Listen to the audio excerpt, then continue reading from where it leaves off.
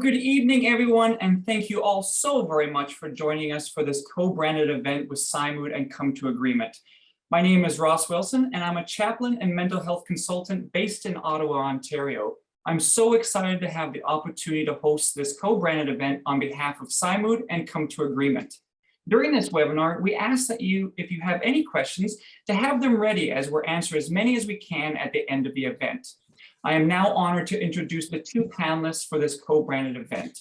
First, Come to Agreement founder Stephen Rosenfield has practiced family mediation and helped families resolve separation and divorce issues since 1999 in the Greater Toronto Area. Stephen's goal is to help families in conflict, including families struggling with ADHD issues, while building better lives. He invests in his clients, treats them honestly and responsibly and fairly. These are the core values in Come to Agreement separation and divorce products. Stephen believes that initiating a strategic online process with the right family law tools helps parents do well and children do well. Previously, Stephen worked for 20 years in business and in the financial sector as a general manager, sales manager for a trustee in bankruptcy and as a financial analyst. Then he returned to his true passion, helping others through conflict resolutions. I would also like to introduce your PsyMood advisor, Nadia Prondo, who is a therapist of family, children, and teenagers. Depending on the needs of her clients, Ms. Prondo makes use of emotion-focused therapy, cognitive behavioral therapy, cognitive processing therapy, and dialectical behavioral therapy approaches. She provides emotion-focused couple therapy and emotion-focused family therapy to support families improving their communication and connection with one another. Ms. Prondo also facilitates dialectical behavior therapy groups and mindfulness self-compassion groups as well. I'm extremely excited for this event, and I'm so honored to pass the mic on, as they say, to Come to Agreement founder, Stephen Rosenfield. Thank you very much, Ross. I'm excited to be here. Hi, Nadia. Thank you for allowing us to talk a little bit about separation, divorce, and the cultural barriers that people experience along their separation journey.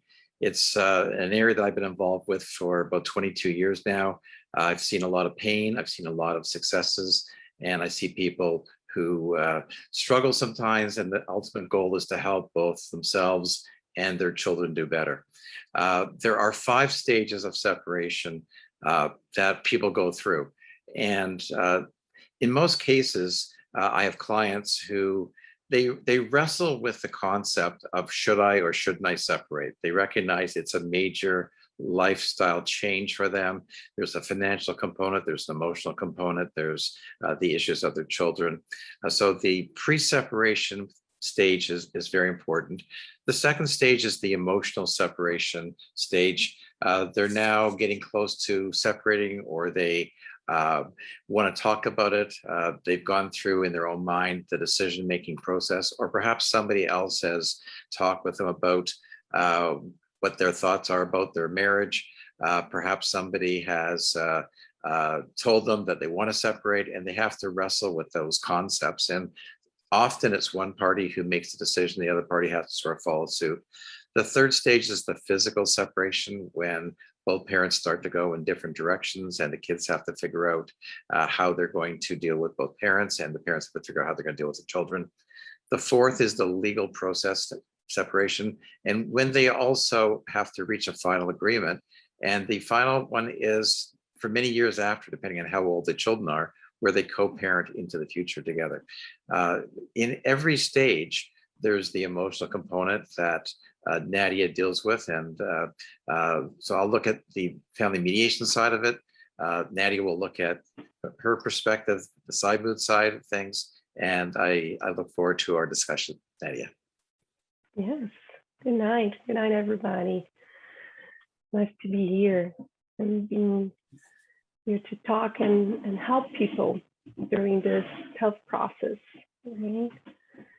So as Stephen was saying about the 5 stages, and research already shows to us that it takes around 2 years for couples to really decide which way they're going through, if they're going through divorce or if they're going to try again. And in the beginning is the most important time for couples to try couples therapy, because that is the time where we want to still put our coins and see if we can help the marriage. So this is a time where PsyMood would come to offer you a mental health specialist to help you through that. So in couples therapy is where the therapist is going to be just helping the couple communicate in a better way, because usually marriage starts being a burden when there's no communication, right? Things start to be more aggressive. They are criticizing each other. They are pointing the finger to each other and blaming each other. So it becomes to have more arguments, more discussions, and they feel helpless. They usually get into a cycle where it's always that repetition, like the feeling, oh, here we go again, fighting again for the same reasons, and they feel lost. They feel stuck at that point. So having a couples therapy to help them improve the communication, or even help them on the decision, do we want to keep trying, or this is the end? Right? What is your experience, Stephen, with this first stage? Yeah, I have people approach me for many different reasons. Sometimes they say, we've separated. Well, it jumps to another stage very quickly. Mm-hmm. Sometimes they say to me, I'm really unhappy. What do I need to know? What should I do? Do I need a lawyer? Do I need to work on this? I have 2 kids. I'm scared about money. Or a man might say, I'm scared I'm not going to see my kids any longer. There's the cultural side of things. There's the religious side of things. There's the language side of things. There's basically the aspect of fear and how they go beyond. And I often recommend to people that they see a therapist simply because they may not be ready to make that decision yet. And part of the process on the first stage of pre-separation is understanding what they're going to expect in the future, what the responsibilities are going to be. People, when they get married, they often have illusions as to what their expectations are going to be of their new wife or their new husband. When they separate, all of a sudden they have a lot of financial responsibility. They have a lot of emotional responsibility. They have a lot of pressure put on them for all kinds of reasons.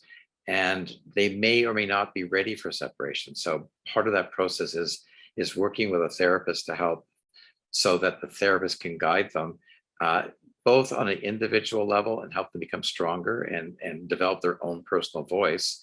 But also sometimes on a couples level, separation therapy, learning what they need to do in terms of being ready for the separation process. And it's a learning process. And as you said, I've seen people that are on average 2 years, but sometimes it happens over a 4 or 5 year period of time. Sometimes it happens over a 2 or 3 day period of time, and every time limit in between. So it's a scary time for a lot of people because they know that their world is turning upside down. And they also know that their children, if they're assuming they have children, that their children's lives are going to be turning upside down. And one of the things I've worked with for many years are kids who have struggled with different emotional problems such as ADHD. And it's a scary time for parents. I've had clients where one parent says to me, I love my kids, but you know what? I can't look after them anymore. What do I do? Or they say, gee, between the 2 of us, we always work with each other, even though we don't get along, we don't like each other. We always help each other solve a problem with the kids. But if I have to look after my kids by myself, and then I have a few days to myself, boy, it's scary. So their worlds are shaken upside down.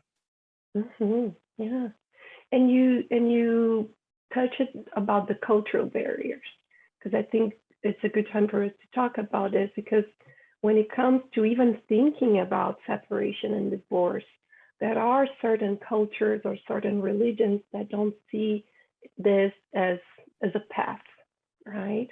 So people can feel really confused and kind of lost, like, oh, I don't know what I should do because I'm not happy in this marriage, but I don't feel that I have a support from my culture or from my religion to even think about separation or to go through. So a lot of people might be listening to us, and I hope they are, and trying to have some support in this area. And there are so many cultures and religions, and this is the time where, again, PsyMood would be very helpful because we have specialists that speak many languages that come from different cultures, and that would be the ideal, to have a specialist, a mental health professional that comes from the same background as you, that could understand what you're going through and understand the pressure that is coming from outside during that reflection. Yeah, in family law, there are specific laws that people have to follow. And, one of the aspects of come to agreement, we're a resource and we provide information on our website that will help people on how they're going to separate. And while there are different cultures and different religions, and sometimes people have two different religions in their household, or sometimes they come from a culture where it's a shame to separate. Part of what Come to Agreement offers is a resource and information to help them be able to make good choices. And it's all about choices. It's all about being ready. It's all about knowing what you're able to do. There's a lot of legal aspects to that people have to follow that they don't understand, but there's also the financial aspects, and there's the family aspects, and there's the cultural aspects. So getting more information, understanding what the process is calming for moms and for dads on a therapeutic level, certainly, and from a legal perspective, but also as parents. What do you tell your children? You're upsetting your children because they felt they had a mom and dad who were going to be together, and now all of a sudden something's going to change, and a lot of tension. But kids also know their parents. They understand when parents are fighting, and sometimes parents don't come home for dinner. Sometimes parents don't come home until after the other parents in bed, and sometimes they throw temper tantrums, or these kids witness a lot of yelling and screaming, or words that they shouldn't be repeating. And I've seen kids who go into their bedroom, they close the door, and they go into their cupboard, and they crawl into a ball, and they close the door so that they can't hear the tension and the stress and the language coming out of their mums and dads' mouths. And it's a very sad time for a lot of people. So the therapeutic route, definitely for anybody listening tonight, please understand that we all need coaches in life, and we all need to have the ability to not know how to do everything really well. And therapy is a really important part of the legal journey or the separation journey that people go through. And I think it's so beautiful that we're here together today, because we are putting together the therapeutic part, but also together with what Come to Agreement has to offer about resource, because that is also so important, right? When we have the information, we feel safer. We feel that we have that support. So it's so important to have both of them. And I agree with you, Stephen, when it comes to children, there are a lot of families that avoid even thinking about separation because they're thinking about the children. And there are other families where the children are already asking the parents, please divorce, because we can't take it anymore. All the fight and the environment in the house is terrible, and they can't feel safe and relaxed. So it comes to that extreme, right? So the more support that families can get through that, if it's about making the decision or if it's about doing it for real, they need all the support they can get. I'm very glad we're here. Yeah, absolutely. I think that the second stage is the emotional part of separation, and they're not at a point yet where they're actually physically separating, but they're preparing and they understand. And the more they understand, it's sort of a shame, but the more people understand about their roles, the more angry people become too, because either the disappointment comes out, or the anger at somebody else comes out, and it's a time when the emotions start to increase. It can be very scary for a lot of families, and Mhm. I've certainly seen families where there's abuse going on, where there's children are witnessing some things. People drink more. Maybe they do things that they can't be proud of. They don't even understand sometimes why they're doing it, but their rage, and it brings out the worst in people to some extent when they're afraid. And we all have our fears, so don't feel that when you're starting to think about separation that you're actually different than everybody else. That's one thing that's probably important to talk about. Well, everybody has their unique aspects to how their family life is. The reality is that we all have our fears. We all have things we have to work through. None of us are perfect, but we all need some help. And getting help through a family mediator, getting help through a family lawyer, getting help through a therapist, getting help through a chaplain, getting help through somebody who can look at your situation in an objective manner is extremely important. Don't leave all the pressure on yourself and allow yourself to get angrier and angrier without talking it through, because you're going to affect other people. Mhm. Yeah. And you know, even myself, coming from my parents' divorce when I was younger, it was that emotional separation of the wondering why my dad wasn't around as much. You know, why was my mom going through that tendency of emotional kind of ups and downs? As a child at a young age, you're confused. You think potentially, is it something that I did wrong? Is it something that I've caused? You know, is it something that I did that would make my parents separate? So it was that emotional separation that I had to undergo as a child, to know, like, well, my dad's not going to be here as much. I'll see him when I see him, but I really need to, you know, focus a lot of my attention on my mom, because I noticed the struggles that she's going through. And then I guess that would lead on to the, you know, the third stage would be like that physical separation, is that understanding that, you know, my dad no longer lives here and I have to go and visit him. And, you know, at the very beginning, I do wish, if I went back and did it again, I had that support of, you know, a therapist, a mediator, or someone that, even as a chaplain, even myself, having myself back then would be very beneficial, because I was so confused. I didn't quite understand if it was something that I caused, or was it something that no one else is going through? Am I the only kid in school? Am I the only kid in the world that's going through this?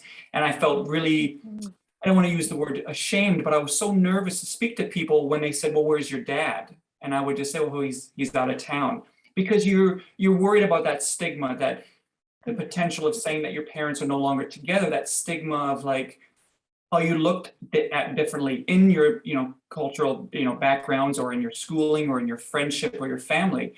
And then I think once you start talking to more people, you realize that there's a lot more people that are feeling the same way, and dealing with the Mhm. same thing, and building that kind of rapport with other people was very beneficial to me as I got older as well. Yeah, well, there are certainly divorce groups through different agencies uh, in Toronto or in Ontario or in Canada. There are, what you said before, Ross, was really sort of both unique and common. That in a family, kids can be very young, or they can be old, or they can be young, medium age, and old, and all the kids think about things in different ways. And sometimes the younger children look for support from their older siblings. But they all feel like something is their fault. Maybe if a child doesn't do well in school, maybe if their behavior is bad at school, or behavior is bad at home, or if they said something to their mom that they're angry about because they're more impulsive, or they're quite hyper in some respects.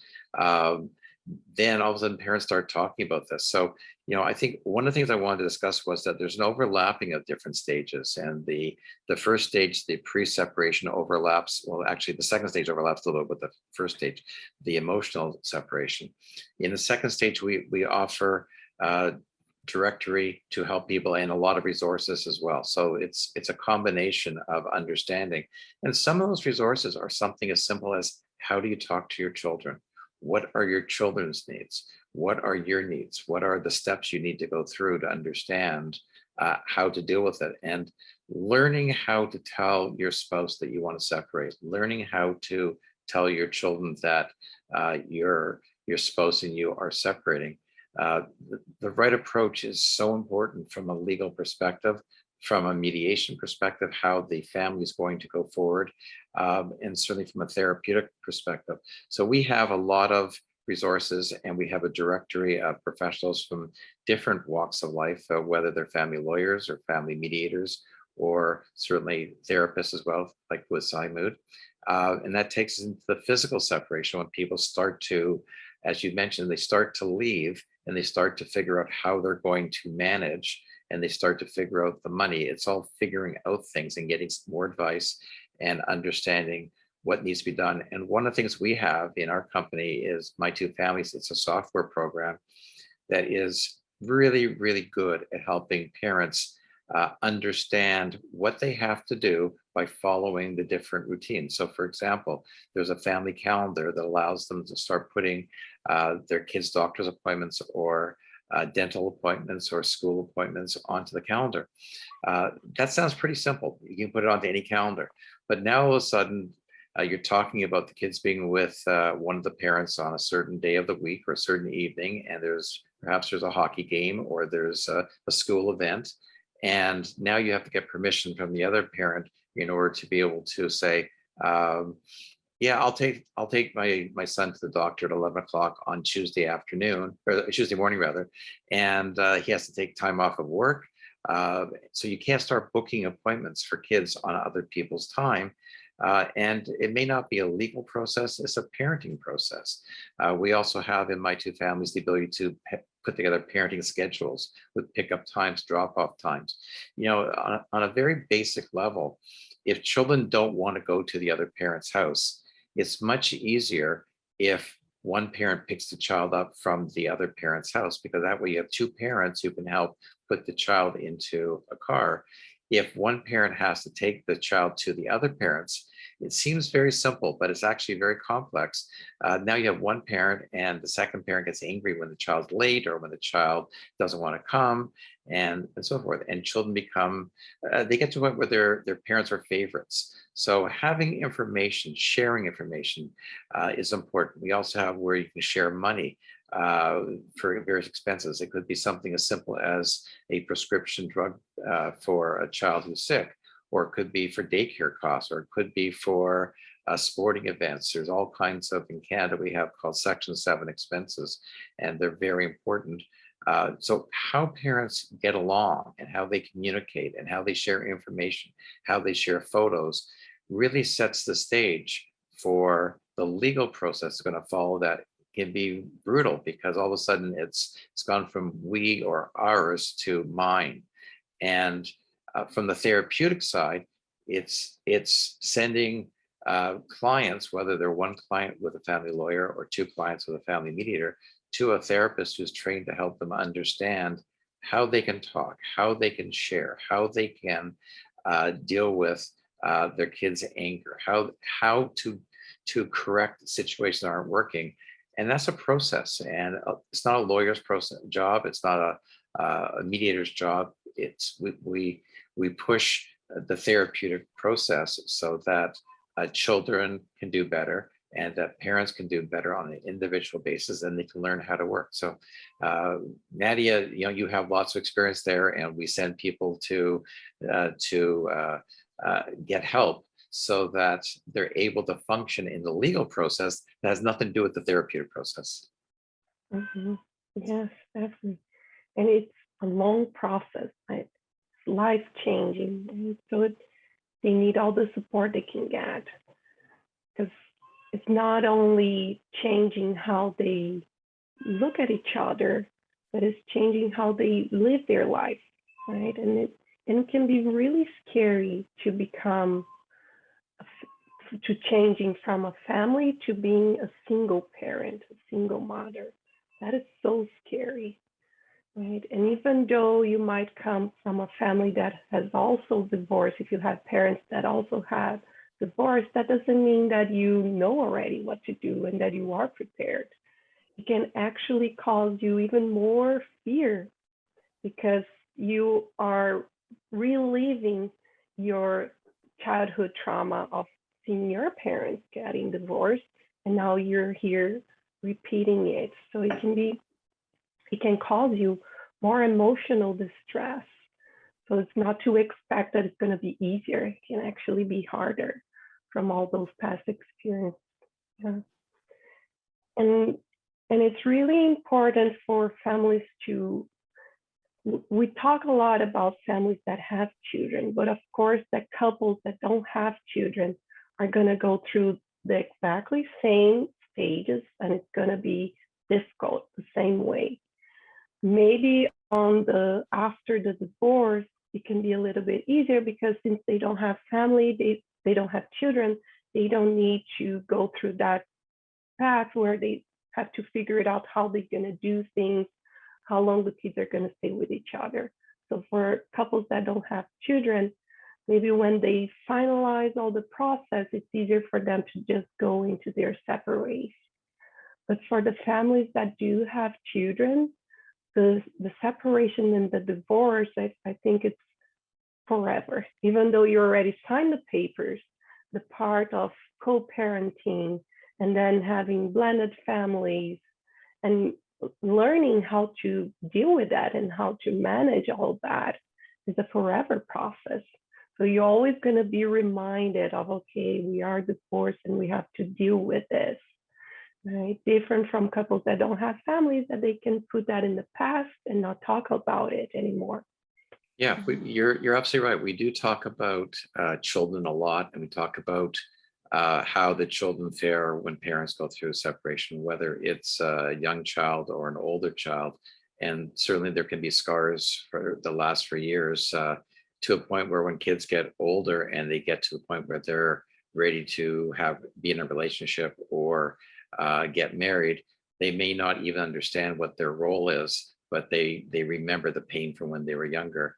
And that's why, with Come to Agreement, we're going to talk a little bit more about some of the other things we're doing. But in Come to Agreement, we have the resources, we have the directory to help them find people who understand the various processes that people go through. We have My Two Families, which is a phenomenal product to help co-parents. We've worked hard at building a product based on my mediation experience that helps people deal with so many different aspects of the how they're going to manage all the way through for years and years to come. But we don't worry so much about the future. Right now we're really more worried about the short term, how they're going to adapt and how they're going to deal with the problems and how they deal with their emotions. And that takes us to the fourth stage, which is the legal process. And it can be a fast process or it can be a very slow process, depending on how litigious people are. If they're going to court, if they're fighting for things, if one person is not being open and honest about information, if the other one tends to withhold. The avoidance side of life is powerful for a lot of people, and it forces both people to lose in some respects. But we put up walls to protect ourselves sometimes. The legal process is really more of the financial side of reaching a deal that allows the parents to understand what they're entitled to financially, divvying up the assets and possibly the liabilities in a family, how they're going to manage with future expenses with the kids, what their values are. One of the things I see in my practice often is I talk a lot about this with clients, how they deal with their values. And when people have similar values, marriages tend to work out better. When people have values that are very different, it's hard to adjust. And I've seen people when they separate, they do crazy things, silly things that you can't even imagine, just because they're angry and their anger comes out. They can't control themselves. So in the fourth stage on the financial side, we have an insurance product called Rebalancing Beneficiary Support Insurance. It's a state-of-the-art security for support payments. And support payments are made up of primarily five different aspects, actually four aspects and one further aspect. The first aspect of support is child support, and it's a calculation that can be done on a very simplistic basis or a very calculated basis, complex basis, depending on so many different arrangements of where the children are, how much they're with each parent, needs, and so forth. The second aspect of support payments is their extraordinary expenses, which is made up of any special expenses that a person might have, a child might have, such as sporting events, daycare. It could be educational costs. It could be books. It could be future costs for university. That's a special expense as well. And then there's spousal support. So it's equalizing out the incomes of both parties so that they can both go forward in a similar manner based on what their incomes were prior to the separation, in a way that both parties can be healthy and there's enough money to look after each party. But it's also very scary because there's never enough money for both parties to do as well as they were doing before. Because now all of a sudden they have a second residence. They lose discounts on car insurance or family cell phone plans. They have new expenses they have to incur. And I often say to people, almost in jest, when they're separating, have you saved up $20,000 or $30,000 in the last year? And they look at me like I'm totally crazy. But the reality is the expenses go up. And it has to come from somewhere. And frequently it comes from the clothes that children get. It comes from the children's activities. It comes from the non-fixed expenses to the variable expenses. And it's upsetting. It's hard to watch. I've seen parents who couldn't look after children. And when they turn 18, they both agree they're going to give their child up because they can't look after the child any longer. So from a therapeutic point of view, it's very important to help them work through the problems. But from a financial point of view, from the legal side of it, they have to put together their separation agreement, which is all encompassing when it comes to parenting, when it comes to communication, when it comes to even things like OHIP cards. There's only one OHIP card, or school records, or maybe the kids don't want their parents to go to school for a parent-teachers meeting together because they might fight too much. So they want their parents to go separately. There's 2 sets of report cards that the schools have to provide to the parents. There's all these different things that most parents don't even think about. And the support insurance that secures the child support, the children's special expenses, the future expenses for university, the spousal support expenses, and even the last one is if there's any debt repayments between the parents or between the parents and the families, that all has to be secured in some capacity through insurance. And we have a product that works better than anything on the market by far, called rebalancing beneficiary support insurance, that rebalances downwards for the party as they receive their support payments and rebalances upwards for secondary beneficiaries such as children. So, Ross, you've talked before about going through the separation process with your mom and dad when you were a teenager. And I'm sure that there's a lot of things that you never even thought about or considered when you were a kid. You just thought about, why me? What did I do? Or where's my dad? Or where's my mom today? Or, how can I get back to normal? And it's tough. It is. And I think, even just listening to both of you discuss this, I think to myself, boy, it would be so much easier if that was, back then, because I know a lot of the process that my mom and dad were going through was that financial struggle. I was playing hockey at the time, but, obviously hockey equipment is very expensive. And so trying to determine if my dad would put in some money here, my mom would put in the other, it was that kind of honor system. My dad would say, well, I will do my best to put this amount in. And my mom would say, I'll do my best to save this amount. So it was that kind of, trying to coexist on the honor system without kind of following through with it. And there'd be many times where we would struggle to be able to fulfill those kind of things. And I know, as my mom, being such a strong woman, would feel so disheartened that she wasn't able to fulfill those things that I needed, like hockey equipment or anything in regards to school, because she had that sense of, relying on my dad to be there on that honor system. So having that kind of programs that you offer and come to agreement, having those stages to be able to utilize and benefit families to help them guide through this process. And then also having Nadia and PsyMood being able to guide them through the emotional process. Because, as a child, I would always think, well, why can't I have this? Why can't I have what my friends have? Why is it like this? It was that continuous confusion. And I know I work with a lot of children, and even teenagers, even at my age, older, being older, still trying to comprehend everything. As a teenager, even though it happened so long ago, you think to yourself, well, now I'm scared to go into a relationship because maybe it rubs off and maybe I'll have the same struggles that my parents did. So you had to get through that, and having that support system as, getting, therapists and having that support system with friends, it was very beneficial to me. Yeah, well, I mean, statistically, what you've got is you've got roughly in Canada 40% of people going through a separation and divorce who are on their first marriage. There are an incredible number of people who live in Canada who live common law. In Ontario itself, it's 3 years after the date of separation. Sorry, after starting to live together. It's called common law marriage, or 1 year if they have a child together. And there are legal responsibilities and financial responsibilities that go with that. So it's important. But I think that as you were talking, Ross, one of the things that dawned on me was that the legal side is like having one hand, and the therapeutic side is like having the other hand. And when one hand, the right hand and the left hand worked simultaneously together, it makes life a lot easier. And then there's the confusion because, well, mom and dad could be doing better. Who says that children are doing better? And guilt is an important emotion that we don't deal with from a family law or from family mediation point of view.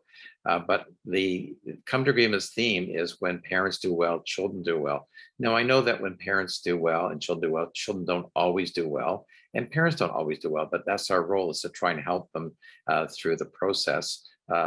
All family lawyers want their clients to do well.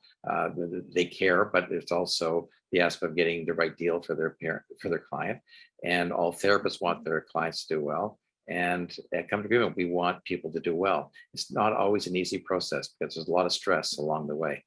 And that's why we always recommend therapists. Mm-hmm.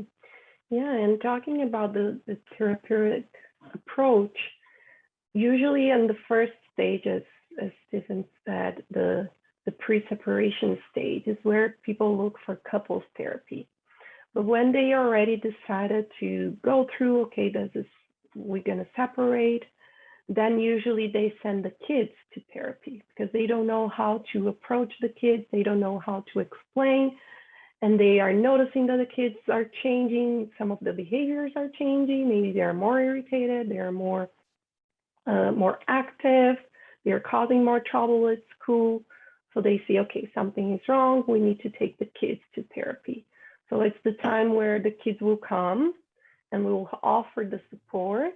And then when things are already a little bit more settled, it would be the best time for the parents to come to therapy, to individual therapy, or for them to do family therapy, because it's a time where they're figuring it out together. Okay, how is going to be our life from now on?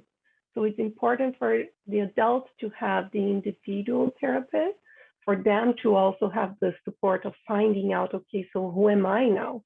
Because I used to be a wife, and sometimes when we are in relationships, we mingle a lot and we get a little bit lost, and some of our values get lost and we don't know anymore who we are. So we need the help to find out, okay, who am I right now?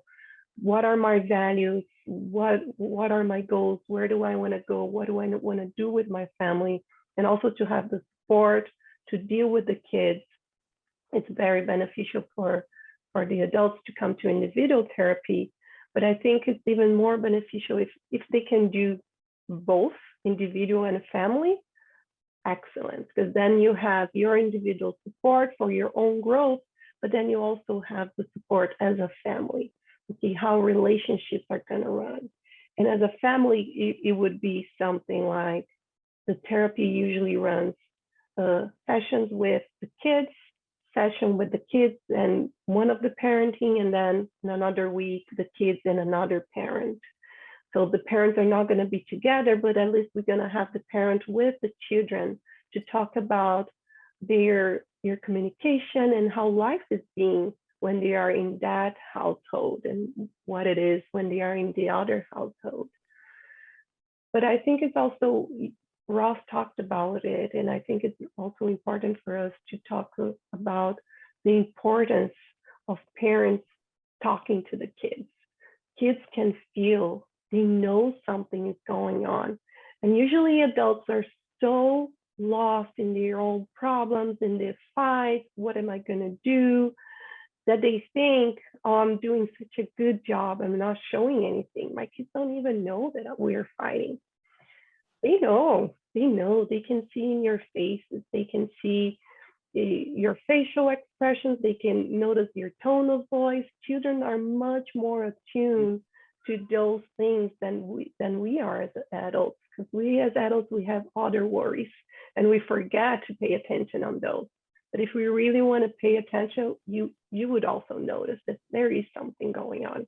So the kids know that there is something going on. And as kids, our mind always goes to, what have I done? I am the reason. There's something that I did and maybe my mom's upset with me, or maybe it's something that I did and dad is upset with me and now he's leaving. So we don't want to allow the kids to go into that road, because that is going to affect their self-esteem. That is going to affect their ability to concentrate and do well at school. That is probably going to affect their social relationships. So it's really important, even though you don't know what to say, you can say just something like, mommy and daddy are going through difficult times. It's nothing with you.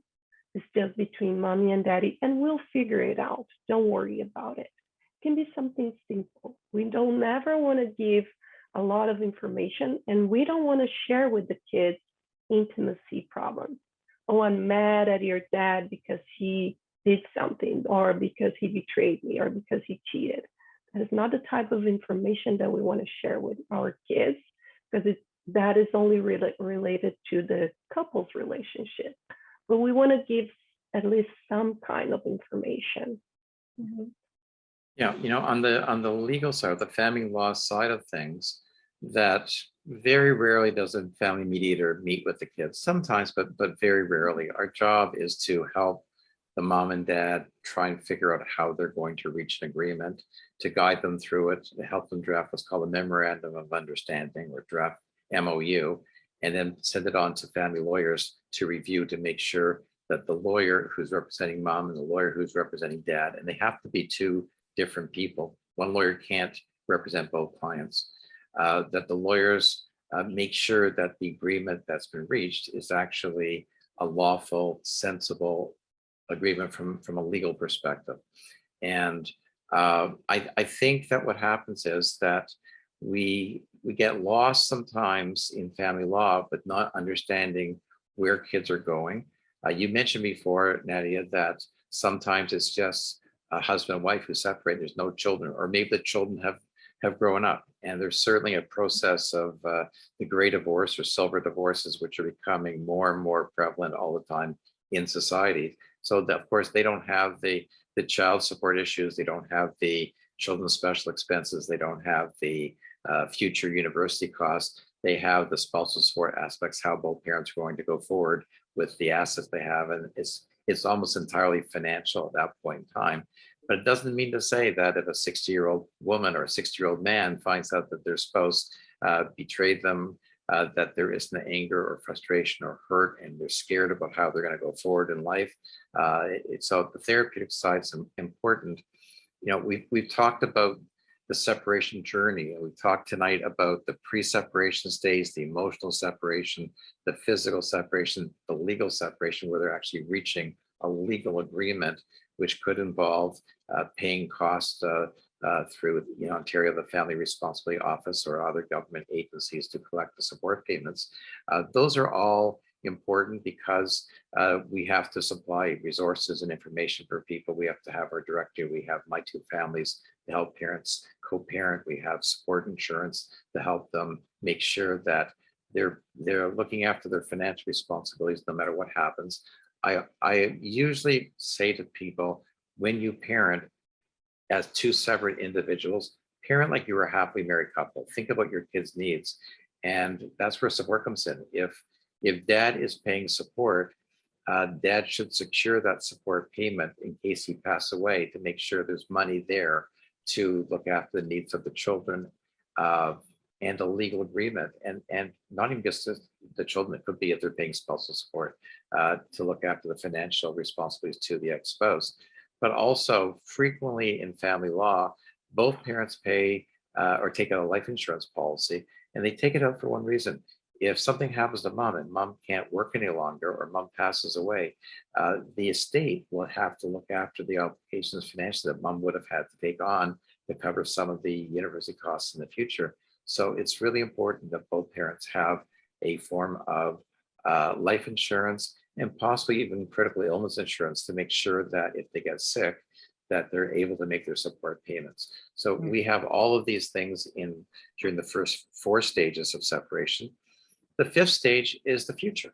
The future can be 1 year, the future can be 20 years, it could be 22 years, could be even longer if you've been married for many, many years in Ontario or in Canada. The Divorce Act is a federal matter, and you can be paying support for 20 or 30 years, indefinite support. So it can go on for many, many, many years in a variety of different ways. So people have to start figuring out how they're going to manage in the future. And they need a lot of help dealing with their emotions, their anger, their rage, how they're going to grow as individuals, whether they're moms or wives, or whether they're dads or just husbands. They need to understand how they're going to go forward in the future on the therapeutic side. But on the family law or family mediation side, we have My Two Families, again, that can be used for many, many years. So I've seen people who need to communicate from the time their kids are 3 or 4 years old until they're 22, 23 years old, 24 years old. So My Two Families is a product that isn't just for the legal process, it's for the family process, the co-parenting process, to go on for many years. I'll give you an example. There could be a young child who's born, and dad's really very immature. Mom's maybe 20 years old, dad's 21 years old. They don't live together, but they don't even like each other, but they have a child, and they have a legal responsibility to each other for many, many years.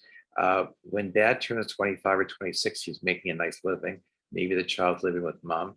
And if mom's been able to use My Two Families with dad, as dad gets a little bit older and takes on more maturity and more responsibility, he now is involved in his child's life.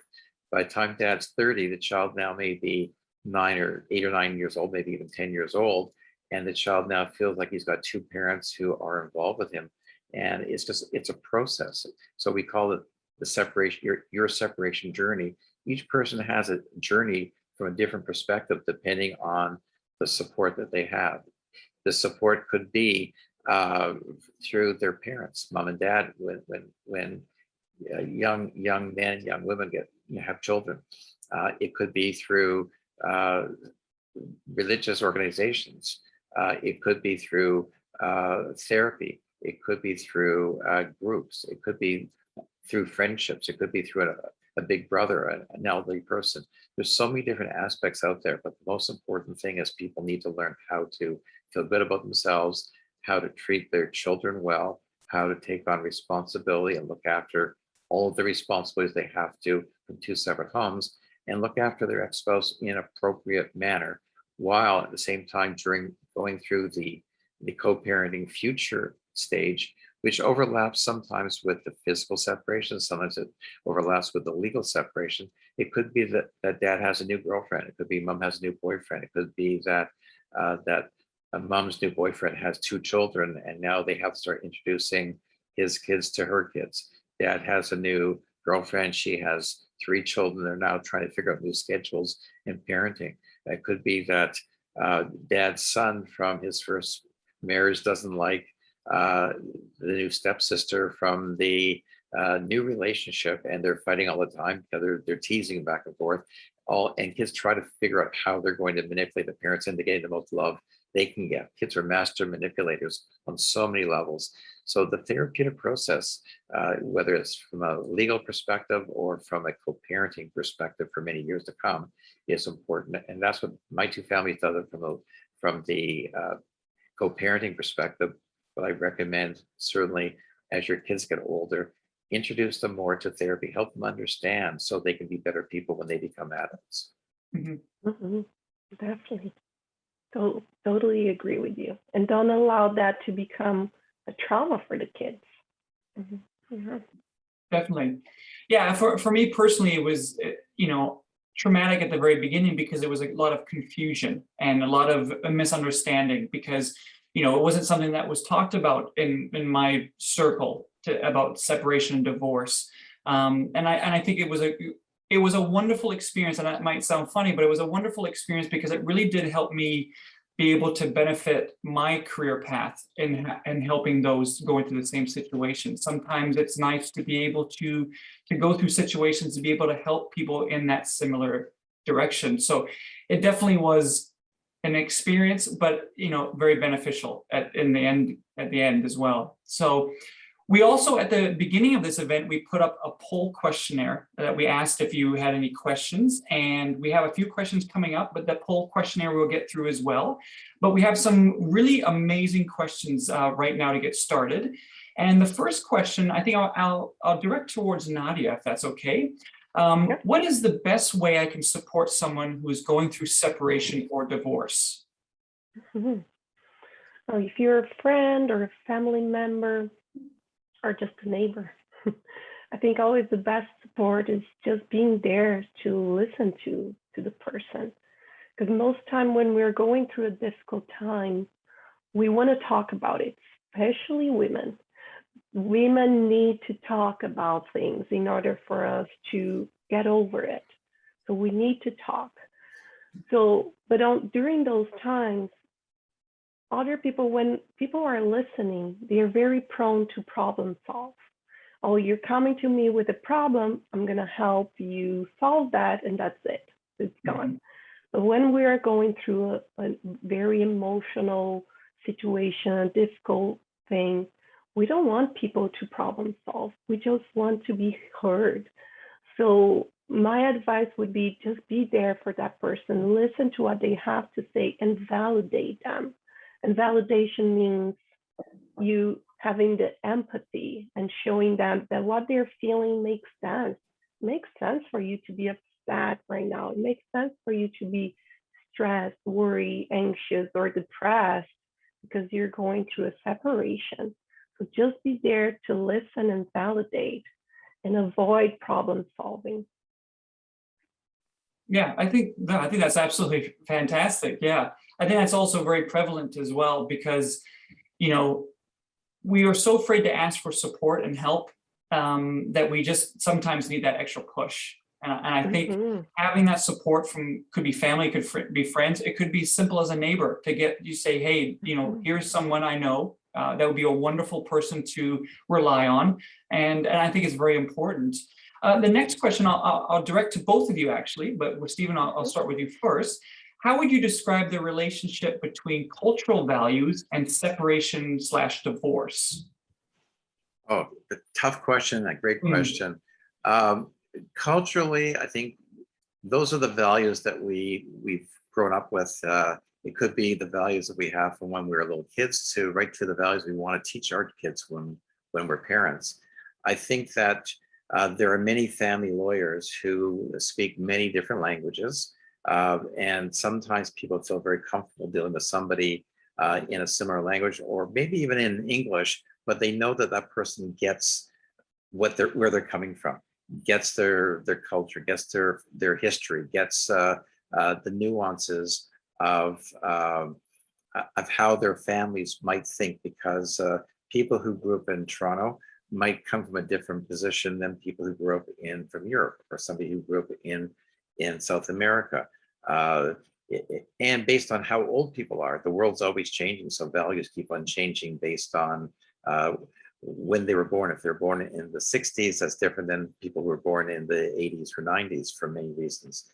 I think from the legal side of it, we have laws in Canada, and they are not based on culture. They're based on equality. They're based on treating people the same way, but making allowances for both parents to be able to choose to do something a little unorthodox, as long as both of them agree without undue pressure on one to agree with the other. But we have laws we have to follow, and those laws are meant to be protective and fair And family law is tough sometimes for lots of reasons, because I've seen many cases where a person says, I want the same lifestyle I had before, and where the money comes from to give me it, I don't care, and how they live, I don't care, but I want what I had before, and that's not right. So culturally, now what happens is you may have a grandparent who says, well, I don't understand, and he loved this, say a grandfather who loved his son-in-law up until 2 years ago, and now all of a sudden he's angry with his son-in-law for all kinds of reasons, because his daughter wasn't treated properly, and the daggers come out and the words come out and the criticisms occur, and then the children over here, a grandfather talking to the mom, and it's all about wanting the best deal for themselves, and wanting to make sure that they can protect their daughter or their son or their grandchild.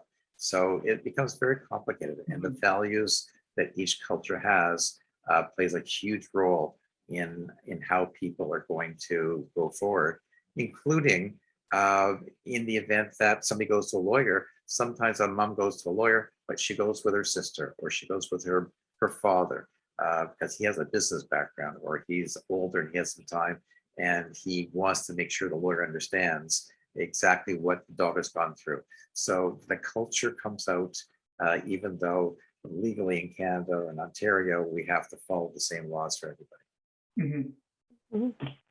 Yeah, and I think that from a mental health side, if we think about people that are living in a culture or in a country, because I have seen people that immigrated to Canada to be able to get a divorce, because in their country, it's not possible, because they're too close to the family, or they have a religion that doesn't allow it. So they kind of run away to be able to have that. And if we think about, if you come from a culture or from a religion that sees divorce as something negative or prohibited, that is going to affect your mental health, because you're not going to feel supported by your community. And if you're also coming from a very vulnerable family, a family that have a lot of needs, or doesn't have a good financial state, or a family that is alone here, that doesn't have other family members, doesn't have a big support network, doesn't have friends, doesn't have people to help you, again, you're also going to be more danger to have mental illness, because you're more vulnerable. So that needs to be taken in account, because if you are part of one of these groups, be alert that you are in more danger to have mental health issues. So you should definitely look for mental health support. Yeah, I agree, absolutely. Another question, I think, again, could be both, but I think, Stephen, I'll aim this one at you.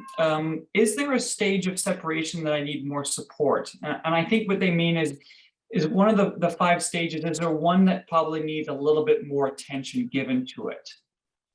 Oh, that's a tough one. There probably is. I think before people see family lawyers or family mediators, they need the support of learning how to separate themselves from the marriage itself.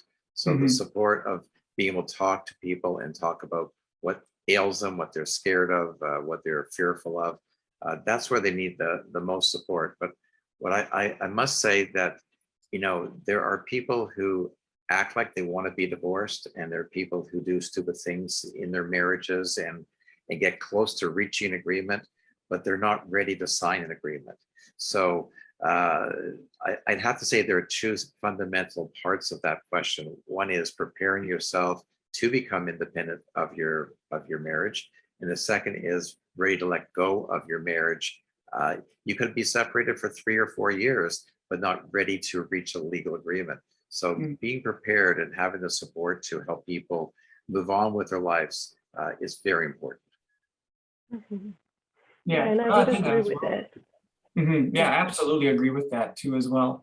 The next question, Nadia, I'll aim this towards you. What should I do when my child struggling in divorce doesn't want to see a therapist? And that's a tough one, I think.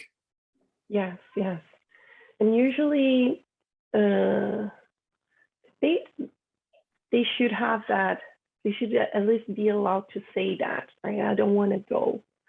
So if they don't want to go, my tip would be, well, go with them. Do family therapy instead. Don't just, if they don't want to do it alone, and maybe there are reasons for that, offer to do family therapy. That would be also beneficial. But when it comes to children, usually children, small children from 2 to 10 years, they're usually pretty good. They come, they want to come. But it's usually the pre-teenagers or teenagers that are more difficult. They usually do more pressure, and they speak more about their opinions, and for them it's much harder to come. They usually fight against, or even if they come to therapy, they might not say anything, but at least you're giving them the option. We can't force our children to come, but we can attempt different things. So we can say, okay, so I'll go with you. Let's try to meet this person, see if you like them. Just give them the opportunity to at least try, and offer them the support to do that. And maybe try to investigate what is going on, why you don't want to go. Just try to make them speak a little bit about that, because that may be a way for you to make a connection there and understand why they don't want to come. What is the fear, or what are they expecting about therapy? Because there is also a lot of fear of coming to therapy. I don't know who this therapist is. I don't know what they want to do with me, or what they want me to say. So there's usually, even for adults to come to therapy, it takes time. Usually don't say, okay, I'm going, and next day you're already setting the appointment. We usually try to run away from it because it is scary. So try to help your kids, talking to them, explaining, this is therapy, this is why I want you to come, those are my expectations, and allow them to talk about their expectation and their fears. Mhm. Yeah, absolutely. I think that was the biggest struggle for me, is I had the opportunity to visit a therapist, but again, I think I was afraid to because I didn't know what others would think. And I think it's very important for people to understand that it is an amazing journey to go and receive that support, whatever that support may be, whether it was from a faith leader in your community or community outreach programs or a therapist. For me, I thought as a young boy that it would show that I was weak if I asked for help, because you always wanted to be doing it yourself. You always wanted to be the strong guy, because now, as my mom being a single parent, I wanted to be the man of the house, and I wanted to kind of be that tough guy that my dad wasn't able to do. So I think the strongest thing to do is to look for some support. And I think it's very healthy and very much a great process to deal with, especially in the long term. So if you get the support at the beginning, it's very beneficial in the long term as well. This is a wonderful question, and I think it's pretty prevalent to what we've been discussing recently. How can a couple with different cultures and religions deal with separation wisely? And I know Stephen and Nadia, you were talking about this previously at the start, but I think this is a really powerful question. This is a really complicated thing. You know, when parents are doing really well in their marriage, they find a way to be supportive and accept. I think the word accept's a very important word. Accept each other's differences. When they go to visit their in-laws, they accept that their in-laws come from a different background, different religion, perhaps a different country. Maybe they even speak a different language. When people separate, one of the fears is that, let's say that dad eventually has a new girlfriend. His girlfriend may have a different religion than him, or maybe dad had a different religion than his first wife. And people are afraid their children are not going to be able to participate in the religion that they were raising them in. So a lot of fighting goes on over this legally. Mom might say, you know what, if you're going to be around your girlfriend to dad, and you can't take your girlfriend to church because we don't believe in that religion. We don't want our children to lose that religion. Or it could be Christmas Day. All of a sudden, there's a value when it comes to opening presents, And it could be that now all of a sudden one of the two parties, let's say mom is still very supported by her mom and dad, and they have a wonderful Christmas, and dad doesn't have mom and dad in the same city, and it's more alone, and Christmas is not as important and doesn't make such a big deal about it as mom does. And now mom says, well, I want the kids up for all Christmas. And dad said, well, that's not what we agreed to.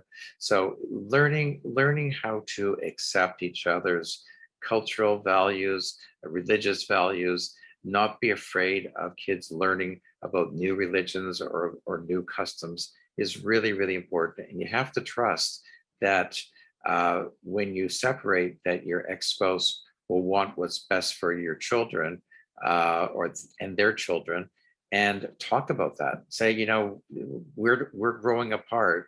We need to go in different directions, but I'm sure that we both love our children, want what's best for our children, want them to get a good education, want them to be happy, want them to be healthy, want them to do well in their future. When people are positive, good things happen. When people are negative and point fingers and criticize and put down and gossip behind people's backs, bad things happen. So it's very, very basic. Treat each other as well as possible, even though you're feeling a lot of pain. Yeah. And I think, and I agree with you, Stephen, because there are some people that want to divorce because they want to just run away from the problems that they are having as a couple. But even when you divorce and you start having blended families, those problems come back again. So even though you were trying to run away, they're still there. You're still going to have to talk. You're still going to have to figure it out, the best way to deal with it. You're still going to have to invest in this relationship for the good sake of the children, right? So it's important to have this in mind, that you're not running away from all that. It's still going to be there. You're still going to have to deal with all those problems. So really put an effort to try your best. Yeah, I think it's really important also to talk about that children sometimes are a little bit more like mom than dad, or sometimes a little bit more like dad than mom. Sometimes a girl identifies with her mom, sometimes a girl identifies with her dad, or vice versa. So it's important to understand that no two families are identical. No two children are identical. You can have 3 kids in a family and they're all very different. And sometimes they take after their grandparents. So it's important to make sure that the kids' needs are understood as much as possible. Mm-hmm. Yeah, I agree. Absolutely. And I think sometimes, you know, parents are so stuck in that kind of trying to understand the emotional, physical separation that they sometimes not necessarily neglect the child, but forget that the children are listening to everything. And, you know, as parents, you do your very best, but you know, as Nadia was saying, kids are very intelligent. They hear everything. They know what's going on. And I think that's key, is to understand that even at a very young age, a child is very much absorbing everything like a sponge. And we talked about that before previously, that could be brought towards them in the future. They absorbing all that anger and frustration and confusion or lack of information that they were given could be brought up and kind of, you know, harm them in the future, which is a shame. So before the event, we did this poll questionnaire. It was like a yes and no questionnaire with you know, PsyMood and come to agreement. And some of the ones were actually quite prevalent, and I wanted to bring some of these up. One of the questions was, do you feel that separation and divorce is perceived as negative in your culture? 82% said yes, 18% said no. And we were just discussing that, and I think very much so. It is, I would say, probably a lot more too. Mm-hmm. Yes, definitely. And that is where the guilt comes, right? So if the society or the religion or the culture sees as negative, if I am even thinking about separation, I am bombarded by my guilt. Oh, I shouldn't be. How come? What am I doing wrong? It's my fault, or I'm blaming the other one. It's his fault. What's going on? And that guilt can make us do silly things, right? If we allow the guilt to be there and we start blaming ourselves and we start criticizing ourselves or criticizing the other one, that can create a very hot environment where we're not going to be able to be respectful to each other. And it's not because I don't love the other, but it's because my guilt is taking over me and I don't know what to do with this emotion and I just want to get rid of it. So I can try putting the blame on the other, or I can just be consumed by anger and have more explosions. So I'm very grateful that we are here talking about this subject today, because we need to help people realize that there's no problem with you if you're thinking about separation, right? We all go through difficult times and realizing that, oh, I can't do this anymore. It's past my limit. And now I'm just going down here. My mental health and my physical health are going down the drain. I'm not being able to work properly. I'm not being able to be a good mother, to be a good friend, because I'm not happy in this marriage and because I have tried and there's nothing else I can do. So why not? And why is it considered a negative thing? It's such a taboo that it's something negative, that it means that you're weak, or that it means that you're incapable. Oh, if you have one divorce, oh, you're not going to be able to have a successful marriage, never more in your life. Mhm. You are somehow broken. That is not true, right? We are all social beings, but we are also learning. We're not the smartest. We don't know it all. So we're just here in this earth to learn and to try our best. So it's okay that you're going through that. Yeah. Well, that's Very why we well call said. it a separation, your separation journey. It's a journey Absolutely. on so many different levels. And when we talk about, and for come to agreement, when parents do well, children do well, one of the most powerful things is to understand and accept that when you separate, it's good if dad says, I want my ex-wife to do well in life. I hope she's happy. It's good if mom can say, I want my ex-husband to do well. I hope he's happy, because it's easier on the children when both parents have found a way to move on with their lives and feel happy and don't make negative comments against each other. It makes the kids feel more whole because they're part mom and part dad. So the legal side is so intertwined with the therapeutic side in terms of the well-being of the future of families. Mhm. Yeah, absolutely. It's so true. I think what Nadia and we're all discussing is it's how powerful just the three of us discussing this in an open and safe environment. I think it's very important, and I'm looking forward to so many more of these, because there will be more. Wink, wink. There's going to be plenty more coming down the road. Another question, the one that stands out the most in the poll, which thank you so much for everybody that's doing it, because it's unbelievable how many responses we are getting. Have you or someone you know been through separation and or divorce? 92% said yes, 8% said no. And Stephen, do you think that the number is going to continue to go up? Do you think that even during this, uncertain time that we're living in, do you think that's going to be a lot more prevalent too as well? Yeah, I think certainly the times are changing. From a sociological point of view, separation is a part of the history of where things are in the world. Right now, what you've got is you've got a lot of kids who are stayed home from school because of COVID. There's a lot of anger. There's a lot of moms and dads who don't know how to deal with kids always being there and their spouse always being there, and to hold a job and to deal with stresses that they don't have to manage, or didn't know how to manage before. And before, sometimes when people get angry, they go for a walk, they go out to a restaurant, they go to meet a friend, they go to work, and they have a structure in place, and all of a sudden they've lost that structure. So I think that the concept of separation probably is going to increase because of COVID for a lot of reasons. The second part of that is that financially, we have a higher inflation than people are used to.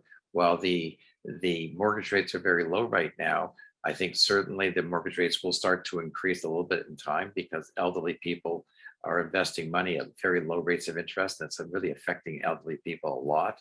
And then who knows what's going to happen with housing, because that's sort of gone crazy.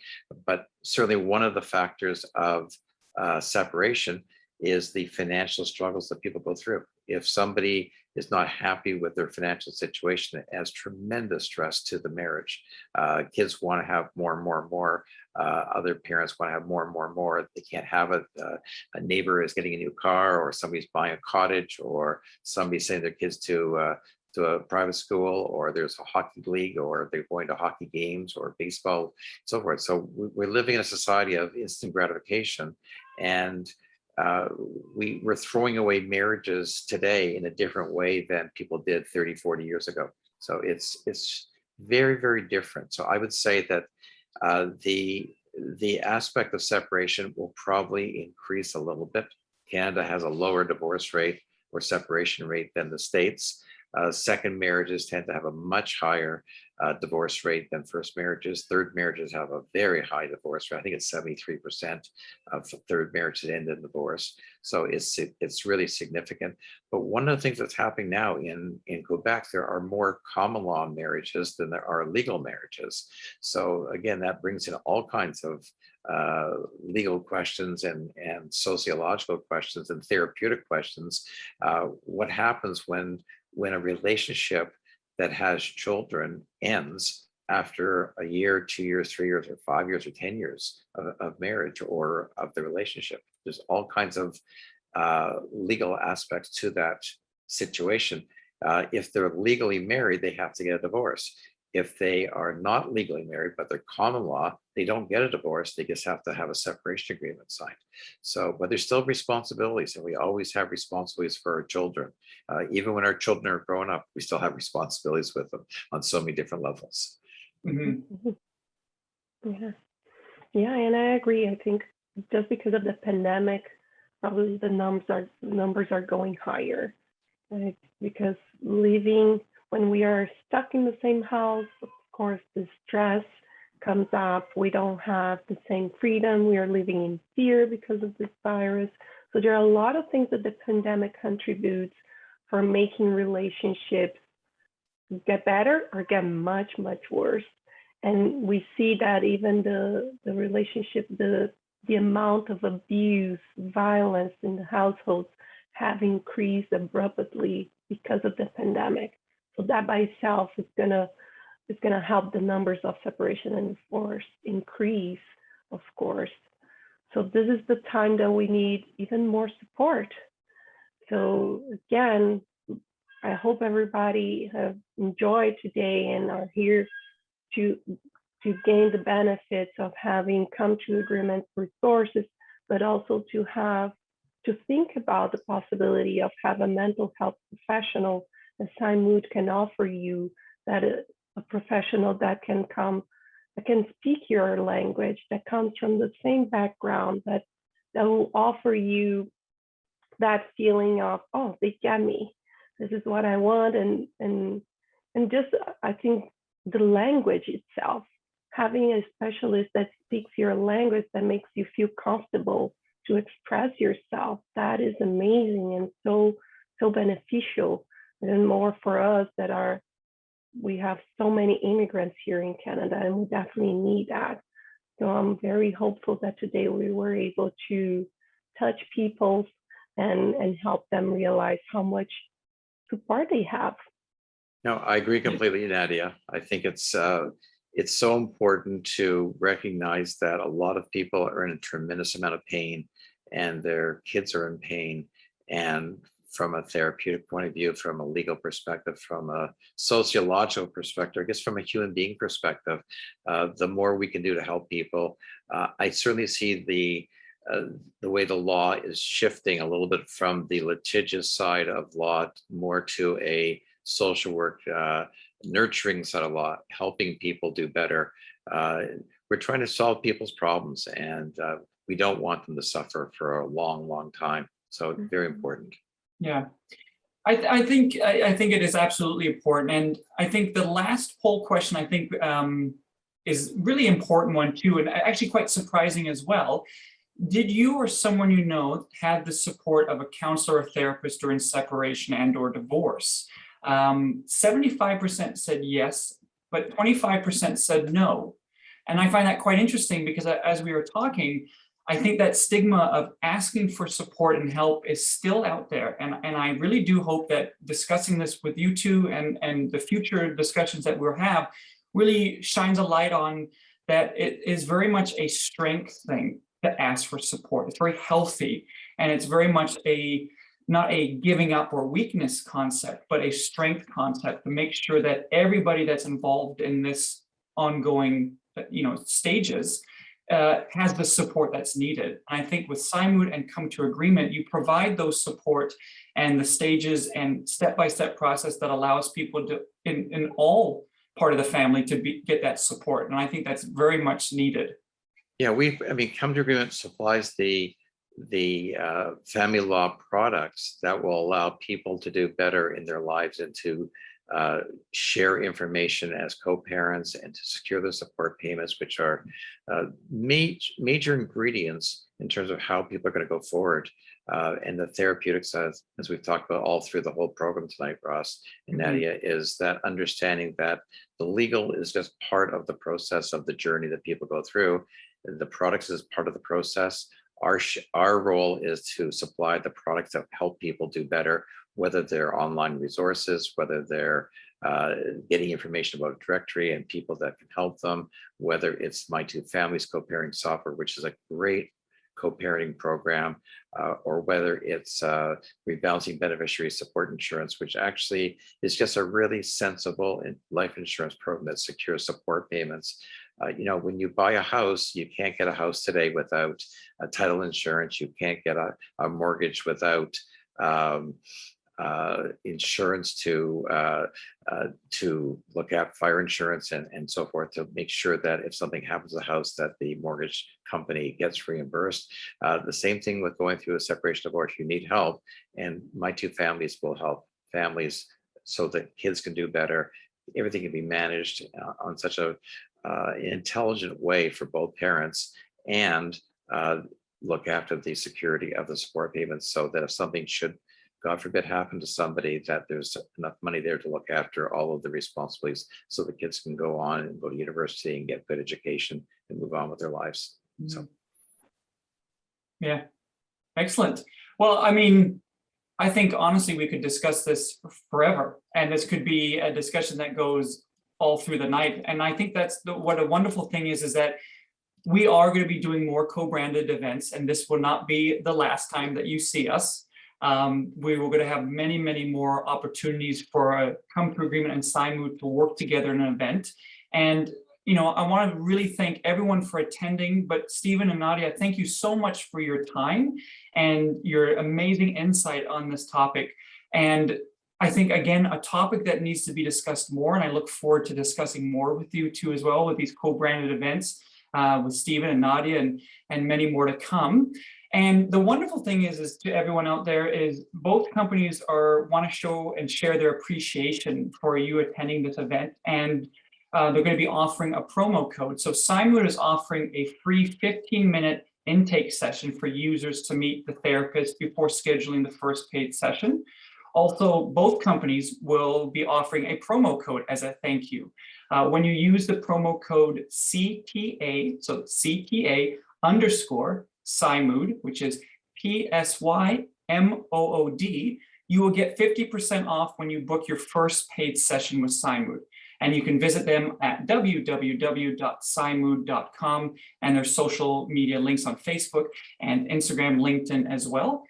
And when you use the same promo code, which is CTA _ PsyMood, PSYMOOD, with Come to Agreement, you will get 3 months free when you sign up for My Two Families. You can visit them at www.cometoagreement.com/my2, the number 2, families. And I think this is a great opportunity because, we are offering so many, not just the discussion and the event itself, but Come to Agreement and PsyMood are offering the tools really for parents, co-parents, children even as well, and people with different cultural backgrounds, religious backgrounds, and just different backgrounds in general to be able to get the support. So honestly, not only being the host, selfishly, I can't thank you enough because I really enjoyed this event. I really enjoyed learning from both of you. And again, don't forget, guys, this is not the last time you'll be seeing Come to Agreement and PsyMood. This will be many more co-branded events coming soon, so stay tuned to all social media links. And on behalf of PsyMood and CTA, thanks for attending, everyone, and truly wishing you all a wonderful night and a wonderful weekend. Thank you, Ross. Thank you, Nadia. It's everybody. been a pleasure. Thank you. Take Thank care. you. Thanks. Bye.